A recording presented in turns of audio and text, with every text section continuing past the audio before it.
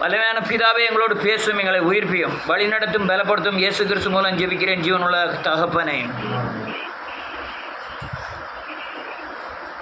நீங்கள் அசைக்கப்படாதிருந்தால் தேவன் உங்களை அசைக்கப்படாதபடி உலகத்தில் அசையாதபடி செய்வார்.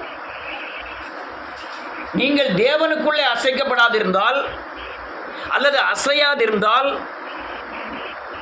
தேவன் உலகத்தில் உங்களுக்கு அசைப்பதற்காக உங்களை பயன்படுத்துவார். அநேக காரியங்கள், நம்முடைய உலக காரியங்கள் தேவ விசுவாசத்தை விட்டு விலகச் செய்யும், அல்லது பரிசுத்தத்தை விட்டு விலகச் செய்யக்கூடிய அநேக காரியங்கள் நம்முடைய வாழ்க்கையில் மோதும். ரொம்ப மோதக்கூடியது இந்த பரிசுத்தமும் அவிவிசுவாசமும். நீதி தவற சொல்லும், அல்லது கெட்ட வார்த்தைகளை பேச சொல்லும், எண்ண சொல்லும். இப்படி பல காரியங்கள் தேவனை விட்டு பிரிக்கக்கூடிய ஒரு அசைவை ஏற்படுத்தும். நீங்கள் அதில் இடம் கொடுத்தீங்கன்னா நீங்கள் தேவனை விட்டு விலகக்கூடிய சூழ்நிலைகள் ஏற்படும். தேவ பாதுகாப்பை இழப்பீர்கள், தேவ சமாதானத்தை இழப்பீர்கள், தேவனுடைய நடத்துதலை இழப்பீர்கள், தேவ ஆலோசனை இழப்பீர்கள். லேசாக ஒரு காரியம் உங்களை தொடும் பொழுதே நீங்கள் லைனுக்கு வந்துடணும். உடனே மனம் திரும்பியோ அல்லது அறிக்கை செய்து, பாவ அறிக்கை செய்து, அந்த குற்றங்களை அறிக்கை செய்து டக்குன்னு நீங்கள் லைனுக்கு வந்துடணும். அப்போ தான் நீங்கள் தேவனுக்குள்ளே அசைக்கப்படாமல் இருப்பதற்கு நீங்கள் முயற்சி பண்ணுறீங்க. அல்லேலூயா. இந்த காரியம் எல்லாருக்கும் வரும், பரிசுத்தவானுக்கு வரும், பாவிகளுக்கும் வரக்கூடிய ஒரு காரியங்கள். நீங்கள் இப்படி அசைக்கப்படாதிருந்தால் தேசத்தை அசைப்பதற்காக உங்களை எடுத்து தேவனால் பயன்படுத்த முடியும். நீங்கள் அசைறதுக்கெல்லாம் இடம் கொடுத்துட்டீங்கன்னு வச்சுக்கிடுவோம், உங்கள் மனம் போன போக்கெல்லாம் இடம் கொடுத்துட்டேன்னு வச்சுக்கிடுவோம், உங்கள் இருதயம் இழுப்புக்கெல்லாம் நீங்கள் இடம் கொடுத்தீங்கன்னா இந்த வேத வசனத்துக்குள்ள நிற்காதபடி நீங்கள் விலகக்கூடிய சூழ்நிலைகள் ஏற்படும். அல்லேலூயா. நான் நடக்கையில் மட்டுமல்ல, யோசனையிலையும் வேத வசனத்துக்குள்ளே நடக்கணும்னு நினைக்கக்கூடியவன். வெளிப்புறமான நடக்கிறது பெரிய காரியம் அல்ல. உள்ள அந்தரங்கத்திலே உள்ளான மனுஷனிலே நீங்கள் சத்தியத்தின் பாதையில் நடக்க வேண்டும்.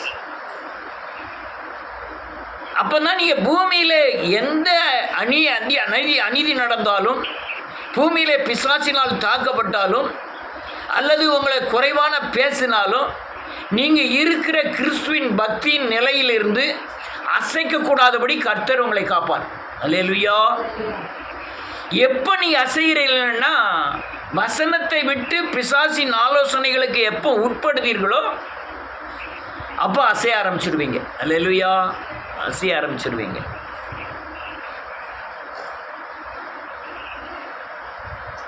தாவீதின் ஒரு காரியத்தை கண்டேன். பத்சேபாளுடைய மனைவியே உரியாவின் மனைவியாகிய பத்சேபாலை எடுத்துக்கொண்ட போது அல்லேலூயா மனுஷனுக்கு பயப்படுதான். தேவன் அல்லேலூயா என் வலது பரிசத்தில் வீற்றிருக்கிறார்னு சங்கீதத்தில் எழுதியிருக்கான். நான் அசைக்கப்படுவதிலெல்லாம் எழுதியிருக்கான். ஆனால் இந்த பத்சேபாளுடைய மனைவியை எடுத்துக்கொள்ளும் பொழுதும், உரியாவின் மனைவியை எடுத்துக்கொள்ளும் பொழுதும், அல்லேலூயா உரியாவை கொலை செய்யும் பொழுதும் இவன் தேவனுக்கு பயப்படவே இல்லை. பயப்படலை. ஆண்டவர் அந்த 13வது அதிகாரத்தில் நினைக்கிறேன், நீ பத்சேபாளுக்கு செய்த காரியங்களெல்லாம் நான் பார்த்தேன், நீ அவளுக்கு பிறக்கிற குழந்தையை கர்த்தர் அடித்தார், அது சாகும் அப்படின்னு நான் பார்த்தேன்னு எழுதியிருக்கோம் அதில் 13வது அதிகாரத்தில். அப்போ இவன் செய்கிற தப்பெல்லாம் அவர் பார்த்துக்கிட்டு இருக்காரு. இவன் மனுஷனுக்கு பயப்படுதான், தேவனுக்கு பயப்படலை. ஆனால் இவன் மனம் திரும்பின 51வது சங்கீதத்தை எழுதினதுனால தான் இவன் இந்த பயங்கரமான தவறிற்றுக்குண்டான தண்டனையிலிருந்து, தண்டனை நான் சொல்ல மாட்டேன், இந்த மனஸ்தாபத்திலிருந்து விடுதலை ஆகினான். தண்டனை கிடைச்சிது. பழைய ஏற்பாட்டில் தண்டனை உண்டு.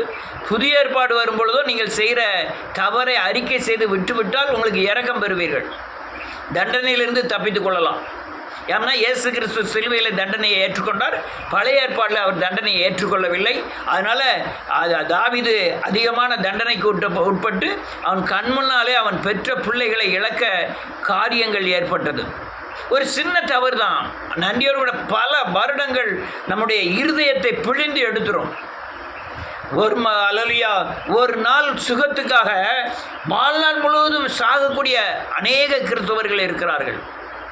கிறிஸ்துக்குள்ளே வந்த உடனே உங்களுக்குள்ள ஆவியானவர் தங்கி இருக்கிறதுனால நீங்கள் உங்களுக்குள்ள இருக்கிற எல்லாரும் இங்கே பாருங்கள், நமக்குள்ள ஆவியானவர் தங்கி இருக்கிறதுனால அதனால் நன்றியோடு கூட துதிக்கிறேன் இயேசுவின் நாமத்தினால. அந்த மனஸ்தாபம் வரும். மனஸ்தாபம் வரும்போது மனஸ்தாபத்துக்கு இடம் கொடுத்து மனம் திரும்பிட்டீங்கன்னா நீங்கள் தப்பிச்சிருவீங்க. வேதம் தெளிவாய் சொல்லுகிறது, நீங்கள் அல்லேலூயா நன்றி அசைக்கப்படாதிருப்பீர்கள். வேதம் சொல்ல வாசிக்கலாம். 1 வாசிக்கலாம். 1, 2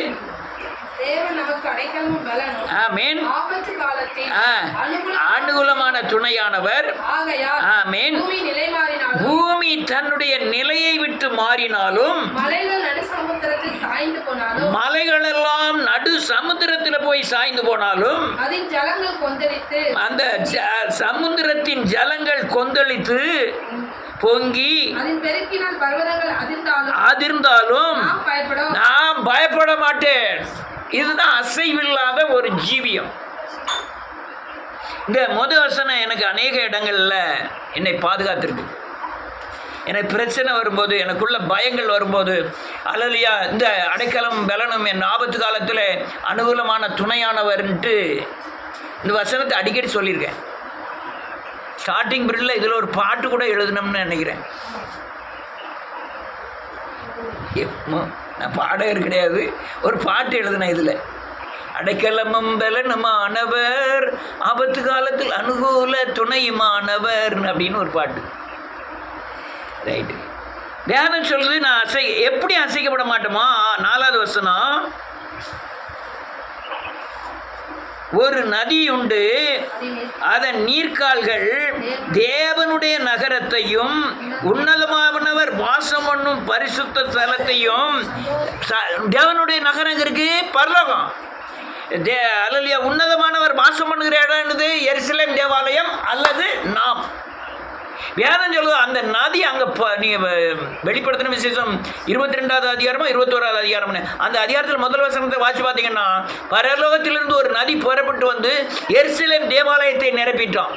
அப்போ நமக்கு அபிஷேகம் வந்து பரலோகத்திலிருந்து வந்து ஆலயத்தின் மூலமாய் நம்முடைய எல்லாருக்குள்ளும் பாய்ந்து ஓடும். அது நம்மை சந்தோஷமிக்கும். இந்த நதியை பெற்றால்தான் நீங்கள் வந்து அசைக்கப்படாதல் இருக்க முடியும். அல்லேலூயா. இல்லைன்னா அசைக்கக்கூடிய காரியங்கள் நிறைய நடக்கும். முதல்ல செவிடாவதுக்கு கற்றுக்கொள்ள வேண்டும். எவ்வளோ தூரம் செவிடாகிறீங்களோ அவ்வளோ தூரம் நல்லது. ஊமையாகணும், காது செவிடாகணும், வாய் என்ன ஆகணும்? இப்படி இருந்தா எல்லாரும் அனுபவம் பேசுறது என்னது? அனுபவிக்கணும். இப்படி இருந்தா நீங்க அநேக காரியத்துக்கு தப்பித்துக் கொள்ளலாம். அல்லேலூயா. காரியங்களை நிதானிக்கிற இடம் எங்க வரும்னா, நீங்க சொல்லுகிற வார்த்தைக்கென்ற பதிலை கொடுக்கும் போது தான் உங்களுக்கு நிதானத்தை தவறுவீர்கள். நிதானமா காரியத்தை ஏற்றுக்கிட்டு நீங்க உள்ள யோசனை பண்ணாதான் சரியான பதில் வெளிப்படும். அல்லேலூயா. அல்லேலூயா. சரியான பதில் ஏற்படும். நிதானமா இல்லாம பேசினீங்கன்னா என்னாகும்? என்ன தெரியுமே தெரியாது. அப்ப பேசிட்டு என்ன செய்வோம்? ஐயோ இப்படி பேசிட்டேமேங்கிற வருத்தம் வந்துடும். நான் கூட கேட்காம இருந்தால் நல்லது, பேசாமல் இருந்தால் நல்லது, ஓரளவு குருடாக இருந்தால் நல்லது. அல்லேலூயா. ஆனால் இன்னொன்று, இந்த காந்தி சிலை பக்கத்தில் இப்போலாம் வச்சுருக்காங்களா என்ன தெரியல, வீரநல்லூரில் இந்த பெரிய காந்தி சிலை இருந்தாலும் வச்சுருக்காங்க. 3 குரங்கு ஒன்று வாயை பொத்தும், ஒன்று கண்ணை பொத்தும், ஒன்று காதை பொத்தும். கேட்காதே, பார்க்காதே, பேசாதே. இதை விட பெரிய காரியம் ஒன்று இருக்கு. இருதயத்தில் பேசக்கூடிய காரியம் தான் அதிகம். இருதயத்தின் சிந்தனை பாம்பேக்கு போயிட்டு வந்துடும். போமா? உலகம் பார்க்காத அமெரிக்காவை பார்த்துட்டு வரும். இல்லையா? இனியா குதிரையில போயிருக்கியா? குதிரையில் நீ போகல. எப்போ போக தெரியுமா? ராத்திரி படுத்து போல உறங்கிட்டு இந்த இருதயம் சிந்தனை ஆரம்பிச்சு அப்போ குதிரையே வந்துடும். அந்த சிந்தனையிலேயே படுத்திருந்தோம்னு சொல்லுவோம், குதிரை வந்துடும். நீ வெள்ளை குதிரை கட்டா வெள்ளை குதிரை வரும், கருப்பு குதிரை கட்டா கருப்பு குதிரை வரும். இல்லையா? இந்த சினிமாக்கள்லாம் பார்த்தீங்கன்னா வில்லனுக்கு பூரா கருப்பு குதிரை கொடுத்துருப்பான், எம்ஜிஆருக்கு மாத்திரம் வெள்ளை குதிரை, தனி குதிரை, வெள்ளை குதிரை. இந்த குதிரை இல்லை போகுது உங்க எண்ணத்தை அப்படியே சொப்பனமாக வெளிப்பட்டுரும். அல்லேலூயா. இந்த அநேகர் இந்த எண்ணத்தினாலே சீரழிகிறார்கள். எண்ணத்தை அடக்கக்கூடிய தேவ பலன் உங்களுக்கு வேணும். அல்லேலூயா. அப்ப அந்த நதி புறப்பட்டு வந்து ஆலயத்தின் வழியாய் உங்க இருதயத்தை எல்லாம் சந்தோஷிப்பிக்கணும். அல்லேலூயா. ஜெபம் எவ்வளவு முக்கியமோ அதை விட முக்கியம் வேதவசனம். வேதவசனத்தின் பிரயோகம் தான் உங்க இருதயத்தை சீர்படுத்தும். இருதயம், நீங்க வேதவசனத்தை கேட்கறதுக்கு உங்களுக்கு இஷ்டம் இல்லையா, நீங்க தேவனை சந்திக்க இஷ்டம் இல்லைன்னு அர்த்தம். வேதவசனத்தை கேட்கறதுக்கு யாரு அதிகமாய் துடிக்கிறாங்களோ அவங்க இயேசுநாதர் அவருக்குள்ள இருக்காருன்னு அர்த்தம். வேதவசனத்துக்கு கீழ்ப்படியாதவர்கள் தேவனுக்கு கீழ்ப்படியலன்னு அர்த்தம். அல்லேலூயா. அடுத்த வசனம் சொல்லு, 5வது வசனம். இந்த அபிஷேகத்தின் நதி உண்டு, அந்த நதியில புறப்படுகிற அபிஷேகத்தின் நடுவில் இருக்கிறார். அந்த நதியில வந்து உன்னை அசைய விடாமல் ஆக்கிவிடும். அதிகாலையிலே ஆமென், காலை தோறும் விடியல் வரும் பொழுது உனக்கு சகாயம் பண்ண ஆரம்பிப்பார். அநேகர் ரொம்ப அசைதாங்க, ரொம்ப காரியங்கள்ல ரொம்ப அசைதாங்க. எதை கண்டு அசைதாங்கன்னா பணத்தை கண்டே அநேகர் அசைதாங்க. அல்லேலூயா. எனக்கு பணம் அதிகமாக வரும்போது நான் என்ன நினைப்பேன் தெரியுமா? பணம் வீழ்ச்சியை கொண்டு வந்துடும், ரொம்ப பயப்படுவேன் பணத்துக்கு. அல்லேலூயா. உங்களுக்கு நீங்கள் பயப்படணுங்கிறதுக்காக சொல்கிறேன். பணம் எவ்வளவு தூரம் வருதோ நீங்கள் மனுஷனை மதிக்க மாட்டீங்க, புருஷனை மதிக்க மாட்டீங்க. அல்லேலூயா. நீ யாரையும் மதிக்க மாட்டாங்க பணம் வந்துட்டுனா. ஒருவேளை உங்களுக்கு வந்துட்டுன்னு வச்சுக்கிடுவோம், தாமஸ் வந்தாலே தாமஸை என்ன செய்ய மாட்டீங்க. யார் நீங்க? யாருன்னா அந்த பணத்தோட இது தன்மை அசைய வரைச்சணும். ஆமென். பணம் ரொம்ப அடுத்தால ஒன்றுது. அவமானத்தை சகிக்க தெரியலன்னா நீங்கள் அசைஞ்சிடுவீங்க.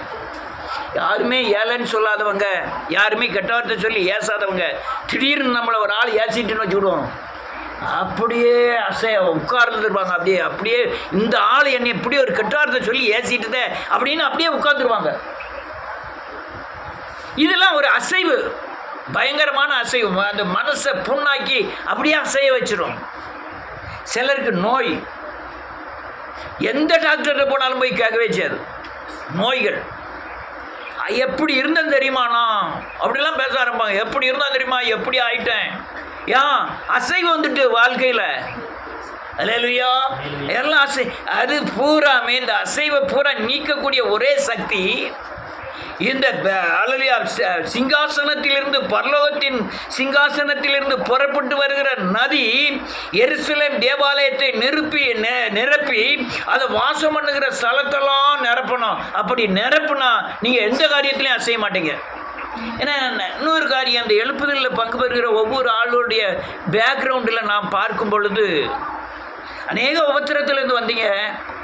ஆனால் இப்போ எந்த உபத்திரத்தையும் சகிக்கக்கூடிய ஒரு தேவ பலத்தை நீங்கள் பெற்றிருக்கீங்க. அல்லேலூயா. எதை வச்சு பெற்றீங்கன்னா, இயேசு சிலுவையில் மரித்தாருங்கிறத விசுவாசத்தை வச்சு, தன் பலவீனங்களை அறிந்து பலப்படுத்துகிற கிறிஸ்துவை சார்ந்து வாழுகிறதுனால அநேக காரியங்களை குறித்து நீங்கள் பயப்படுறதே இல்லை. உலகத்தான் பயப்படுற அளவுக்கு பயப்படல. அல்லேலூயா. நான் சொல்கிறது புரியுதா? ஆமென். நம்மளை மாதிரி உலகத்துக்காரங்க ஒரு நாள் லீவ் போட்டு ஒரு இடத்துல வந்து உட்கார சொல்லுங்க பார்ப்போம். மாதத்தில் என்றைக்காவது 2 மாதத்துக்கு 6 மாதத்துக்கு ஒருக்கா எங்கேயாவது ஒரு கோயிலில் போயிட்டு வருவாங்க. வாரம் ஞாயிற்றுக்கிழமை ஒரு இடத்துல சாமியை போய் கும்பிட்டுட்டு வர சொல்லுங்க பார்ப்போம். சில ஆள் இருக்கான் விடிய காலம் வேறு வேலை இல்லாமல் வீட்டில் வெட்டி ஆஃபீஸராக இருக்காங்க மட்டும் அப்படி போயிட்டு வந்துடுவாங்க. உழைக்கக்கூடியவன் இருக்கவே மாட்டாங்க. நம்ம போகிறத பார்த்துட்டு இவளுக்கு வேற வேலையே இல்லை, எங்கே தான் புறப்பட்டு போகிறாளோ தெரியல. ஊராக சுற்றுதான், எங்கே தான் திருநெல்வேலிக்கு புறப்பட்டு போட்டு பேக் வேற போட்டுக்கிட்டு போகிறான், பேக் வேற போட்டுக்கிட்டு போகிறான். ஏன்னா அவங்களால முடியாது. அதே போல தேவ சமூகத்தில் கிடைக்கிற ஒரு விடுதலை எங்கே போனாலும் கிடைக்கிறது இல்லை. அல்ல, ஒரு வசனத்தை வாசிப்போம். 18வது அதிகாரம் சங்கீதம்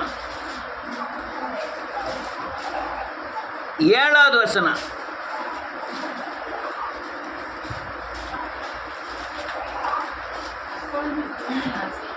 அப்போது பூமி அசைந்து, இல்லை அதுக்கு முந்தின வசனம்,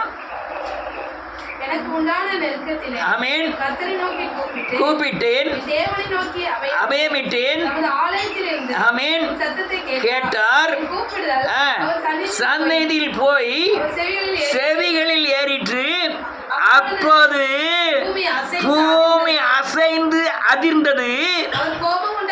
அவர் கோபம் கொண்டபடியால், ஆமென், ஆசீர்வாதங்கள் எல்லாம் குலுங்கி அசைந்தது. நீ அதுக்கு முந்தி உள்ள வசனத்தை பார்த்தீங்கன்னா 4வது வசனத்தில், மரண கட்டுகள் என்னை சுற்றி கொண்டது, துர்ச்சன பிரவாகம் என்னை பயப்படுத்தினது, பாதாள கட்டுகள் என்னை சூழ்ந்து கொண்டது, மரண கண்ணிகள் என் மேல் விழுந்தது. அப்போ தான் இதுக்கு உண்டான எல்லா நெருக்கத்திலையும் நான் கர்த்தரை நோக்கி கூப்பிட்டு என் தேவனை நோக்கி அபயமிட்டேன். அந்த தமது ஆலயத்தில் இருந்து என் சத்தத்தை கேட்டார். என் கூப்பிடுதல் அவர் சந்நிதியில் போய் அவர் செவிகளிலே ஏறிற்று. அல்லேலூயா. இவ்வளவு சத்தத்தை கேட்ட உடனே அதுக்கப்புறம் வேதம் சொல்லுது, அப்போது, எப்போது, நம்முடைய ஜெபத்தை அவர் சத்தத்தை கேட்ட உடனே, அப்போது பூமி என்ன செய்தான்? அசைந்து அதிர்ந்தது. அல்லேலூயா. அசைந்து அதிர்ந்தது. நான் ஒரு ஆளை பார்த்து வாசிக்கும் போது ரொம்ப ஆச்சரியமா இருந்தது. யாருன்னு நீ தான் சொல்லணும், என் முன்னால நீ தான் இருக்க. ஒரு பெரிய மீன் ஒருத்தனை முழுங்கிட்டு, மீன் உடனே டக்குன்னு சொல்லிடுவாங்க. உள்ளே போய் உட்காந்து நம்மன்னா என்ன செஞ்சிருப்போம்? பாதி செத்துருவோம். ஏன்னா உள்ள என்ன இருக்க, அசடு கிசடு எல்லாம் அப்படியே அவன் எழுதுறான். ஆளி என்ன செய்தான்? சூழ்ந்து கொண்டது. மரண கட்டுகள் என்னை சூழ்ந்து கொண்டது. உள்ள இருந்து என்ன செய்தான்? பயப்படலாம் இல்லை, முனங்கால் போட்டு ஜோம் பண்ணும். எதுக்கு உள்ள? வாய்க்குள்ளையா? வயிற்றுக்குள்ள இருந்து வாய்க்குள்ள என்ன டகுன்னு கடிச்சு தூரப்பட்டுருவேன். வயிறு பெரிய மாளிகை மாதிரி அவனுக்கு தெரியுது. இங்க பார்த்தா கூலிங்கா தெரியுது. அங்க பார்க்க ஒரு நண்டு கிடக்கு முழுங்கிருக்கு இந்த மீன். இங்கே பார்க்க ஒரு பெரிய மீன் கிடக்கு. அந்த மீன் முழுங்கினது பூரா எங்கே கிடக்கும்? வயிற்றுக்குள்ளே தான் கிடக்கும். அங்கே பார்க்க பாசியெல்லாம் முழுங்கிருக்கு. எல்லாம் பக்கத்தில் கிடக்கு. ஆள் எல்லாம் அப்படி சுற்றிட்டு கிடக்கு. அதில் உட்கார்ந்து இவன் ஜெபம் பண்ணுறான். என்ன காரியத்துக்கு ஜெபம் பண்ண? எப்படி ஜெபம் பண்ணான்? எப்படி ஜெபம் பண்ண முடிஞ்சது? அல்லேலூயா.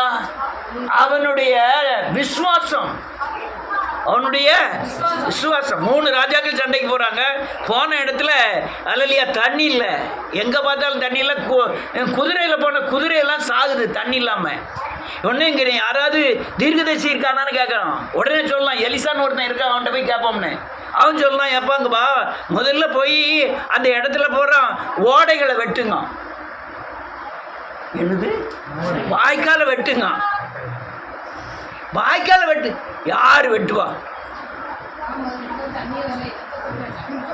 யார் வெட்டுவா? எலிசா சொல்லுவா, நீ போய் முதல்ல வாய்க்கால வெட்டு. காற்றையும் காண மாட்டீர்கள், மழையும் காண மாட்டீர்கள், ஆனால் இந்த பள்ளத்தாக்கு நிரம்ப. முதல்ல வெட்டுங்க. எவ்வளவு பெரிய விசுவாசம்! உடனே வெட்ட ஆரம்பிச்சிட்டாங்க. அல்லேலூயா. அதே விசுவாசத்துல தான் இவன் உள்ள இருந்து ஜெபம் பண்ணுதான். யாரு? யோனா. ஆண்டவரே, ஆளி சூழ்ந்து கொண்டது. ஒவ்வொரு ஜெபமும் மீனோட வயிற்ற கலக்குது. ஆண்டவர் என்ன செய்வார்? மீனை வயிற்ற கலக்குதாரு. ஆண்டவரே, என்னை விடுவித்தரலும், என் பாதாள கன்னிகள் என்னை சூழ்ந்து கொண்டது, ஆளி என்னை சூழ்ந்து கொண்டது, மரண கட்டுகளில் இருக்கேன், ஆண்டவரே என்னை காப்பாற்றணும். உள்ள கிடந்து செத்த மாட்டான். அதால தாங்க முடியல. என்னைக்கு திமிலங்க வந்து கரைக்கு வராது, செத்தாதான் கரைக்கு வரும். இல்லைன்னா உயிரோடு இருக்கும்போது கரைக்கு வராது. தெரியுமா? அது பலவீனப்பட்டுன்னா கடல் அலையில் அதெல்லாம் நீச்சல் அடிக்க முடியாமல் வெளியே கொண்டு வந்து கடல் அலை தட்டிடும். இவனும் கிரேன் வச்சு தூக்கி அடுத்தால உள்ளே தூக்கி போட்டு தான் அனுப்புவோம். அது வேறொரு இடத்துல வெளியே வந்து விழுந்துடும். கடலுக்குள்ளே இந்த செத்தது ஒன்றும் கிடக்காது, நடுவில் கிடக்குமே தவிர ஓரங்களில் எதுவுமே கிடக்காது. எல்லாம் வெளியே கொண்டு தள்ளிடும். அப்படி தான் தள்ளிகிட்டு இருக்கோம். ஆனால் யோனாவுக்கு மட்டும் சாவாத திமிலங்கம் எங்கே வருது தெரியுமா? கரைக்கு வருது. கரைக்கு வந்து தூணு துப்பிட்டு போயிட்டு யாரு வந்து வெளியே விழுந்தா? யோனா வந்து பொத்துன்னு வந்து விடலாம்.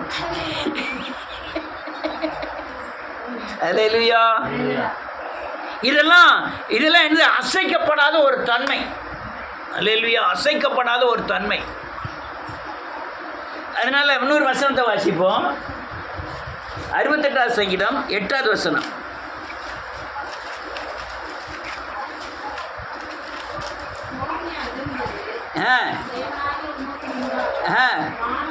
பொழிந்தது.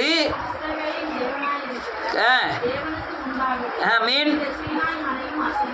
வியாதம் சொல்லுது. அதுக்கு மேலே உள்ள வசனம், தேவனே, நீர் உம்முடைய ஜனங்களுக்கு முன்னே சென்று அவாந்திர வழியில் நடந்து வருகையில் பூமி என்ன செய்தான்? அதிர்ந்தது. தேவனாகிய உமக்கு முன்பாக வானமும் பொழிந்தது.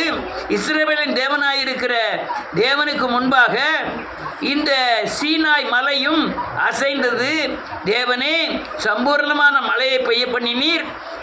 இழைத்து போன உமது சுதந்திரத்தை திடப்படுத்தினீர். வேதம் சொல்ல பூமி அதிர்ந்தது, மழை பொழிந்தது. அசையும். 120 பேர் ஜெபம் பண்ணிக்கிட்டு இருக்காங்க. அந்த இதை வாட்ச் பார்த்தீங்கன்னா ரொம்ப விசேஷமாக இருக்கும். இது அப்போஸ்தலர்கள் 4வது அதிகாரம் 30வது வசனம்னு நினைக்கிறேன். அதுக்கு மேலே 25வது வசனத்திலிருந்து வாசிக்கணும். புறஜாதிகள் கொந்தளித்து விருதான காரியங்களை சிந்திப்பானேன்னு. நாங்கள் சொல்கிறதெல்லாம் கேட்க மாட்டாங்க, எங்களை சிறையில் போடுதாங்க, அடிக்கிறாங்க, ஆண்டவரே இதை கேட்டுறோம் அப்படின்னு 120 பேர் இருந்த இடத்துல இருந்து ஜெபம் பண்ணுறாங்க. கூடி இருந்த இடமே என்ன செஞ்சுதான்? அசைந்தது. காலையில் நான் ஜெபம் பண்ணிக்கிட்டு இருக்கும்போது ஒரு இருதயத்தில் கர்த்தர் ஒரு காரியத்தை வைத்தார். என்னன்னா, நீ உபத்திரப்பட்ட காலங்கள்லாம் போதும், கர்த்தர் வழிகளை திறப்பார். அல்லேலூயா. எல்லாவற்றுக்கும் ஒரு காலம் உண்டு. நட ஒரு காலம் உண்டு, அறுக்க உள்ள காலம் உண்டு, கட்ட ஒரு காலம் உண்டு, கட்ட எதுனதை இடிக்க ஒரு காலம் உண்டு, பிடுங்க ஒரு காலம் உண்டு. ஆனால் நம்ம சங்கடத்துக்கு எல்லாம் பலன் திரும்ப வரப்போகிறது. அல்லேலூயா. ஓடின இப்போ நம்ம டிவியில் கொடுத்துருக்கோம், சாதாரண ஒரு டிவி தான், அது எல்லோரும் பார்க்க மாட்டாங்க. இது சாம்பிள் தான், சும்மா கொடுக்குறது சாம்பிள் தான். அதில் எப்படி வருது, என்ன வருது, எப்படி இப்போ நடக்கணுங்கிறது அதில் தெரிஞ்சுக்கணும். அதுக்கப்புறம் எழுதி கொடுக்கறது வேறு, அதுக்கப்புறம் வேறு டிவிக்கெல்லாம் போகிறது வேறு. இப்போ ஒரு சிம்பிள் ஒரு காரியம், அவ்வளோதான். அல்லேலூயா. இன்னொரு வசனத்தை வாசிப்போம். 72வது சங்கீதம் 16வது வசனம்.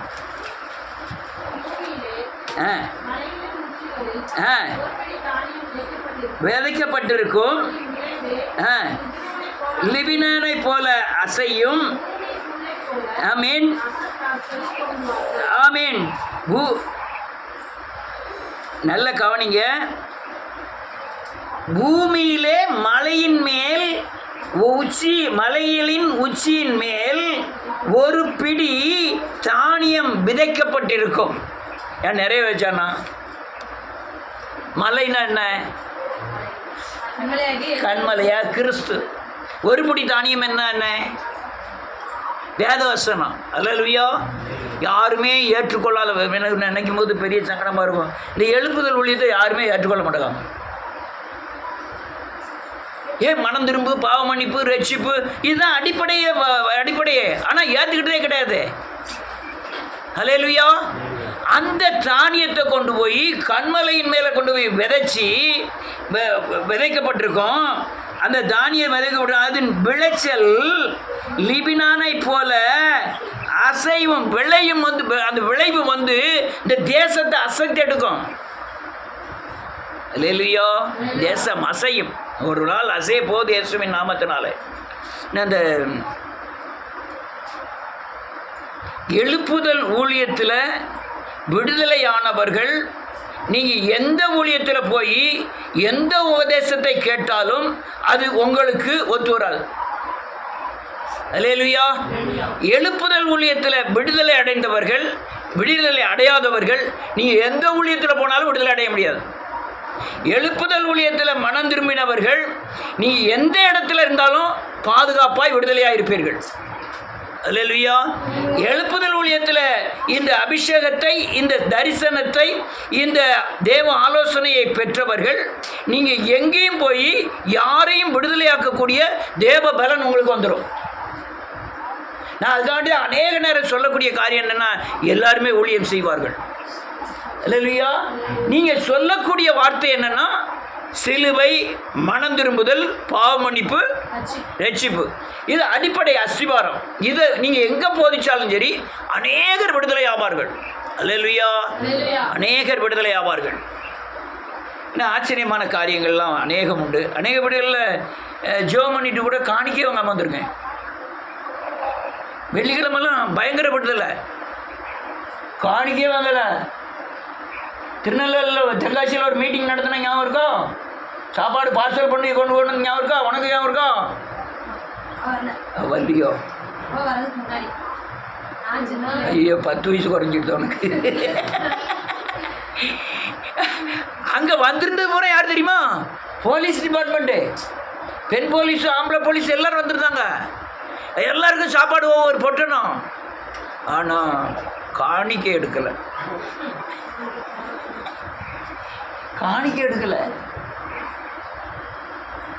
பணத்தை வச்சு அல்ல, பணம்லாம் அல்லையா, பணம் அதன் காலத்திலே அதன் காரியத்துக்கு ஏற்ற பணத்தை ஆங்காங்கே இருந்து தேவன் சந்திப்பார்.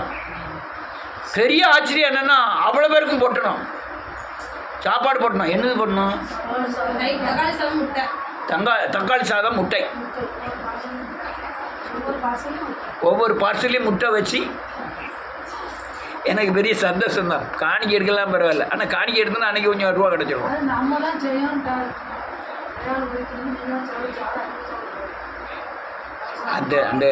அதை விடு. அல்லேலூயா. அதெல்லாம் நம்ம மேன்மையாக நினைக்கணும்.